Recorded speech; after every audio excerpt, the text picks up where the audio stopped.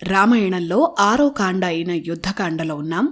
Last ఎపిసోడ్లో అతిపెద్ద ఘట్టమైన ఇంద్రజిత్ యుద్ధం, లక్ష్మణుడు ఇంద్రజిత్ని సంహరించటం, ఇవన్నీ తెలుసుకున్నాం.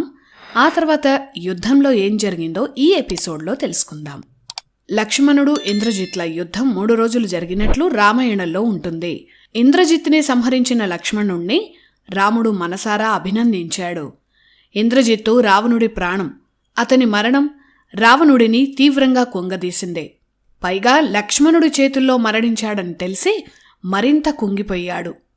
దేవేంద్రుణ్ణి కూడా ఓడించిన ఇంద్రజిత్తు లక్ష్మణుడి చేతిలో ఎలా ఓడిపోయాడో రావణుడికి అర్థం కాలేదు. ఇంద్రజిత్ మరణానికి విభీషణుడు సహకరించాడని తెలిసి రావణుడు రగిలిపోయాడు. చాలాసేపటి వరకు రావణుడు తేరుకోలేకపోయాడు. దుఃఖంలో మునిగిపోయాడు. ఎట్టి పరిస్థితుల్లోనూ రామలక్ష్మణులను సంహరించాలని రావణుడు నిర్ణయించుకున్నాడు. సభాభవనంలో ఉన్న రావణుడు తన మంత్రులతో సైన్యంతో ఇలా అన్నాడు: ఆనాడు నేను బ్రహ్మ గురించి 1000 ఏళ్లు తపస్సు చేశాను. బ్రహ్మ దేవదానవులతో మరణం లేకుండా నాకు వరమిచ్చాడు. ఆ వరంతో పాటు ఒక వజ్రం లాంటి కవచాన్ని ప్రసాదించాడు. అది ఉన్నంతసేపు ఏ అస్త్రమూ నా మీద పనిచేయదు. దేవదానవులు ఎంతటి శక్తివంతమైన ఆయుధాలు ప్రయోగించినా, ఇంద్రుడు వజ్రాయుధం ప్రయోగించినా ఆ కవచాన్ని భేదించలేరు. అలాగే బ్రహ్మదేవుడు ఒక అద్భుతమైన ధనుస్సును కూడా నాకిచ్చాడు. ఇప్పుడు ఆ కవచం, బ్రహ్మ ఇచ్చిన ధనుస్సుతో రామలక్ష్మణులను నేను సంహరిస్తానని రావణుడు చాలా ఆవేశంగా తన సైన్యంతో అన్నాడు. అదే కోపంలో రావణుడు ఇంకా ఇలా అన్నాడు: వానరులను మాయ చేసేందుకు ఇంద్రజిత్ మాయా సీతను సృష్టించి ఆమెను సంహరించాడు. కాని నేనిప్పుడే సీతను సంహరిస్తానని రావణుడు ఖడ్గం తీశాడు. ఆగ్రహంతో వేగంగా నడుచుకుంటూ అశోకవనంలో ఉన్న సీతమ్మ దగ్గరకు వెళ్లాడు. తనను సంహరించటానికే రావణుడు వస్తున్నాడని సీతమ్మకు అర్థమైపోయింది. యుద్ధంలో రామలక్ష్మణులకు ఏమైందో అని సీతమ్మ కంగారు పడింది. ఆవేశంలో ఉన్న రావణుణ్ణి అతని మంత్రి సుపార్శ్వుడు ఆపాడు. సీతమ్మను సంహరిస్తే అది పెద్ద విపత్తుకు దారితీస్తుందని, ఇంతటి అధర్మం చేయవద్దని రావణుడిని వారించాడు. స్త్రీని సంహరించటం వీరుడి లక్షణం కాదని కూడా చెప్పాడు. ఇంకా సుపార్శ్వుడు ఇలా అన్నాడు: రావణ, స్త్రీని సంహరించటం వీరత్వం కాదు. ఈ దినం కృష్ణపక్ష చతుర్దశి, రేపు అమావాస్య. రాక్షసుల బలం పెరిగే ఘడియలు వచ్చాయి. కనుక ఈనాడే రామలక్ష్మణులపై యుద్ధానికి వెళ్ళు, విజయం సాధించు అని సుపార్శ్వుడు చెప్పాడు. సుపార్శ్వుడు చెప్పాక రావణుడు అశోకవనం నుంచి వెళ్లిపోయాడు. శ్రీరాముడిపై యుద్ధానికి సిద్ధమయ్యాడు. రావణుడు సైన్యాన్ని సమావేశపరిచాడు. సైన్యంలో ఒక భాగమంతా శ్రీరాముణ్ణి చుట్టుముట్టి అన్ని వైపుల నుంచి ఆయుధాలు సంధించాలనే వ్యూహాన్ని చెప్పాడు. శ్రీరాముడే లక్ష్యంగా రావణుడు సైన్యంతో కలిసి యుద్ధానికి సిద్ధమయ్యాడు. యుద్ధం మొదలైంది. రాక్షస సైన్యానికి వానరులకు తీవ్రమైన యుద్ధం జరిగింది.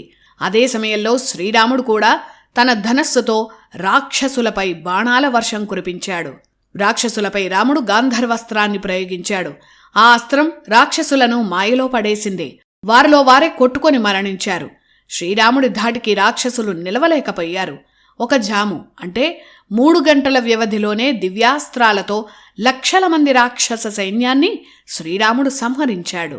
తమ తమ వారిని కోల్పోయిన రాక్షస స్త్రీల ఏడుపులతో లంకానగరం నిండిపోయింది. అప్పుడే రావణుడు యుద్ధానికి సిద్ధమయ్యాడు. రావణుడి మంత్రుల్లో మహోదర, మహాపార్శ్వ, విరూపాక్షలు 3 ఉన్నారు. మహోదర, మహాపార్శ్వ అనే పేర్లతోనే రావణుడి సోదరులు కూడా ఉన్నారు.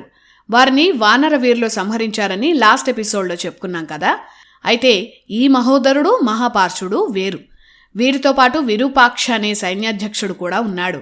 రావణుడు ఈ 3తో పాటు మహాసైన్యంతో యుద్ధానికి బయలుదేరాడు. 8 గుర్రాలతో ఉన్న ఒక బంగారు రథంలో రావణుడు యుద్ధానికి వచ్చాడు. వస్తూనే తన దివ్యాస్త్రాలను వానర సైన్యంపై ప్రయోగించాడు. రావణుడి అస్త్రాల ధాటికి 1000 సంఖ్యలో వానరులు మరణించారు. అల్లంత దూరంలో రావణుడికి శ్రీరాముడు కనిపించాడు. శ్రీరాముడికి రావణుడికి మధ్యలో 1000 సంఖ్యలో వానర వీరులు రక్షణగా ఉన్నారు. ఆ వానర సైన్యంపైకి రావణుడి రథం దూసుకెళ్ళింది. అడ్డొచ్చిన వానరులందర్నీ రావణుడు సంహరించి నేరుగా శ్రీరాముడి మీదకు యుద్ధానికి వెళ్లాడు. ఈ విధ్వంసాన్ని చూసిన సుగ్రీవుడు మరికొందరు వానర వీరులు పెద్ద పెద్ద వృక్షాలు, పెద్ద పెద్ద బండరాళ్లతో రావణుడు వెనక వస్తున్న రాక్షసులపై దాడికి వెళ్లారు. పర్వతమంత శరీరం పెంచిన సుగ్రీవుడు 1000 సంఖ్యలో రాక్షసులను సంహరించాడు. సుగ్రీవుడు దాడిని ఎదుర్కొనేందుకు రాక్షస సైన్యాధ్యక్షుడు విరూపాక్షుడు ధనస్సుతో దాడి చేశాడు. అలా సుగ్రీవుడికి విరూపాక్షకు గట్టి యుద్ధం జరిగింది. ఏనుగు మీద వస్తున్న విరూపాక్షపై సుగ్రీవుడు దాడి చేశాడు. ఒక్క దెబ్బతో మదగజాన్ని సంహరించాడు. ఏనుగు నుంచి కింద పడిపోయిన విరూపాక్షుడు పరిగెత్తుకుంటూ వెళ్లి సుగ్రీవుడిపై ఖడ్గంతో దాడి చేశాడు. ఇద్దరి మధ్య భీకర పోరు జరిగింది. సుగ్రీవుడు తన బాహుబలంతో కొట్టిన ఒక్క దెబ్బకు విరూపాక్ష కుప్పగూలి మరణించాడు. మహాబలుడైన విరూపాక్ష ప్రాణాలు వదిలాడు. విరూపాక్ష మరణంతో అతనితో వచ్చిన రాక్షస సైన్యం పరుగులు తీసింది. అలాగే రావణుడు వానరులపై మరింత విరుచుకుపడ్డాడు. రావణుడు తన సైన్యాధ్యక్షుడు మహోదరుణ్ణి యుద్ధానికి పంపాడు. కొండంత ఆకారంతో బాణ పొట్టతో మహోదర ఉంటాడు. ఉదరం అంటే పొట్ట, పెద్ద పొట్ట ఉన్నవాడు కాబట్టి మహోదర అనే పేరు వచ్చింది. మహోదరుడు ఎంతోమంది వానరులను సంహరించాడు. అప్పుడు మళ్లీ సుగ్రీవుడే మహోదరుణ్ణి కూడా ఎదుర్కొన్నాడు. ఎన్ని బండరాళ్లు విసిరినా మహోదరుడు చలించటం లేదు. సుగ్రీవుడు కూడా ఆశ్చర్యపోయాడు. అప్పుడు సుగ్రీవుడు కింద పడి ఉన్న పెద్ద పరిఘను అందుకున్నాడు. పరిఘ అంటే ఇనుప రోకలనుకోవచ్చు. మహోదరుడు కూడా అతి బరువైన గదను తీసుకుని సుగ్రీవుడితో యుద్ధానికి వచ్చాడు. వారిద్దరి మధ్య భీకర యుద్ధం జరిగింది. ఇద్దరూ యుద్ధం చేసి చేసి అలసిపోయారు. ఇద్దరి ఆయుధాలు విరిగిపోయాయి. ఇద్దరూ కత్తులతో కూడా యుద్ధం చేశారు. సుగ్రీవుడితో ఎవరు ద్వంద్వ యుద్ధం చేసినా వారు బలహీనులైపోతారు. ఎందుకంటే సుగ్రీవుడి మెడలో ఉండే కాంచనమాల శక్తి అది. ఈ విషయం ఇంతకుముందు కూడా చెప్పుకున్నాం. అలా మహోదరుడి శక్తి క్షీణించింది. వెంటనే సుగ్రీవుడు అదే ఖడ్గంతో మహోదరుడి శిరస్సు ఖండించాడు. మహోదరుడితో పాటు మరో సైన్యాధ్యక్షుడు మహాపార్శ్వుడు కూడా యుద్ధంలో ఉన్నాడు. మహోదరుడి మరణం చూసి ఆగ్రహంతో అంగదుడి సైన్యంపై దాడి చేసి మహాపార్శ్వుడు విధ్వంసం సృష్టిస్తున్నాడు. మహాపార్శ్వుడు గొప్ప ధనుర్ధారి. ధనుస్సు అతని చేతిలో ఉంటే విధ్వంసం సృష్టిస్తాడు. అందుకే అంగదుడు ముందుగా ఒక పెద్ద బండరాయిని మహాపార్శ్వుడిపై విసిరేశాడు. ఆ రాక్షసుడు రథం నుంచి కింద పడిపోయాడు. వెంటనే ఎక్కడ్నుంచో ఎగిరి వచ్చిన జాంబవంతుడు మరో పెద్ద శిలతో మహాపార్శ్వుడి రథాన్ని ముక్కలు చేశాడు. అయినా మహాపార్శ్వుడు బాణాలతో దాడి చేస్తూనే ఉన్నాడు. అప్పుడు అంగదుడు అక్కడ పడి ఉన్న పెద్ద ఇనుప గదను మహాపార్శ్వుడిపై విసిరేశాడు. ఆ దెబ్బకే అతని ధనుస్సు విరిగిపోయింది. మహాపార్శ్వుడు మరో ఆయుధం తీసేలోపు అంగదుడు తన బలమంతా ఉపయోగించి మహాపార్శ్వుడిని కొట్టాడు. ఆ దెబ్బకు ఆ రాక్షసుడు మరణించాడు. అలా రావణుడు చివరిగా నమ్మకం పెట్టుకున్న మహోదర, మహాపార్శ్వ, విరూపాక్ష రాక్షసులు ముగ్గురూ మరణించారు. వానరుల సంబరాలు చూసిన రావణుడు ఆగ్రహంతో యుద్ధానికి వచ్చాడు. రావణుడు అత్యంత శక్తివంతమైన తామస అస్త్రాన్ని వానరులపై ప్రయోగించాడు. ఆ అస్త్రాన్ని రావణుడికి బ్రహ్మదేవుడిచ్చాడు. ఈ తామస అస్త్రం ఎంతోమంది వానరులను దహించి వేసింది. అది చూసి శ్రీరాముడు ఆగ్రహంతో రావణుడితో యుద్ధానికి సిద్ధమయ్యాడు. ముందుగా లక్ష్మణుడు రావణుడితో యుద్ధం చేశాడు. కాని రావణుడి ముందు లక్ష్మణుడు నిలవలేకపోయాడు. లక్ష్మణుణ్ణి దాటి వెళ్లిన రావణుడు శ్రీరాముడికి ఎదురుగా తన రథాన్ని నిలిపాడు. రామరావణుల యుద్ధం మొదలైంది. ఇద్దరూ వందల సంఖ్యలో బాణాలను సంధిస్తున్నారు. ఇద్దరి మధ్య గొప్ప యుద్ధం జరిగింది. ఇద్దరూ అస్త్రవిద్యలో ప్రవీణులు. ఇద్దరూ గొప్ప ధనుర్ధారులు. అలాంటి ఇద్దరి మధ్య యుద్ధం భీకరంగా జరుగుతోంది. శ్రీరాముడు ఎన్నో దివ్యాస్త్రాలు సంధించాడు. కాని బ్రహ్మవరంతో పొందిన ఆ వజ్ర సమానమైన కవచం ముందు ఆ అస్త్రాలేవీ పనిచేయలేదు. రావణుడు కూడా ఎన్నో దివ్యాస్త్రాలు ప్రయోగించాడు. వాటిని రాముడు ఆకాశంలోనే ఛేదిస్తున్నాడు. మధ్యలో లక్ష్మణుడు కూడా దివ్యాస్త్రాలను రావణుడిపై ప్రయోగించాడు. అందులో ఒక అస్త్రం రావణుడి రథంపై ఉన్న ధ్వజాన్ని ముక్కలు చేసింది. ఇంకో పక్క విభీషణుడు తన మాయా విద్యతో రావణుడి రథానికి ఉన్న అశ్వాలను సంహరించాడు. రావణుడు తన రథం నుంచి కిందకు దూకాడు. సోదరుడు విభీషణుడిపై కోపంతో రావణుడు శక్తి అస్త్రాన్ని ప్రయోగించాడు. అది విభీషణుణ్ణి చేరకముందే లక్ష్మణుడు ఆ అస్త్రాన్ని ముక్కలు చేశాడు.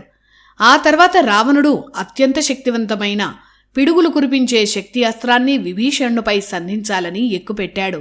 కాని విభీషణుణ్ణి రక్షించేందుకు ఆ అస్త్రాన్ని లక్ష్మణుడు ఎదిరించాలని అనుకున్నాడు. అప్పుడు రావణుడు విభీషణుణ్ణి వదిలి లక్ష్మణుడిపై శక్తి అస్త్రాన్ని ప్రయోగించాడు. వజ్రాయుధంతో సమానమైన ఆ శక్తి అస్త్రం నేరుగా లక్ష్మణుణ్ణి గుండెను తాకింది. పిడుగు పడితే వచ్చే విద్యుదాఘాతం లక్ష్మణుణ్ణి తాకింది. ఆ శక్తి వల్ల లక్ష్మణుడు కుప్పగూలిపోయాడు. లక్ష్మణుడు పడిపోవడం చూసి రాముడు చాలా బాధపడ్డాడు. వానర సైన్యాన్ని యుద్ధం ఆపి రమ్మన్నాడు. అప్పుడు వారితో ఇలా అన్నాడు: వానర వీరులారా, ఈరోజు నేను ఆ రావణుడో తేలిపోవాలి. మీరు లక్ష్మణుడిని కాపాడే ప్రయత్నం చేయండి. ఇక మీరు యుద్ధం చేయవద్దు. అతి భయంకరమైన రామరావణ యుద్ధాన్ని చూడండి. ఈ రోజుతో రావణుడి ఆయువు మూడింది అని ఆగ్రహంతో రాముడు యుద్ధానికి సిద్ధమయ్యాడు. రామరావణ యుద్ధం అతి భయంకరంగా సాగింది.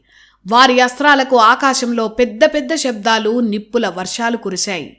కాని రాముడు పదే పదే లక్ష్మణుడి వైపే చూస్తున్నాడు. అతను మరణించాడేమో అన్న భయంతో ఉన్నాడు. తన కోసం లక్ష్మణుడు చేసిన త్యాగాలన్నీ రాముడు గుర్తు చేసుకున్నాడు. రాముడు బాధలో ఉన్నది చూసి రావణుడు శ్రీరాముడిపై అస్త్రాలు ప్రయోగిస్తున్నాడు. రామరావణ యుద్ధం జరుగుతూనే ఉంది. ఆ తర్వాత ఏం జరిగిందో నెక్స్ట్ ఎపిసోడ్లో తెలుసుకుందాం. జై శ్రీరామ్.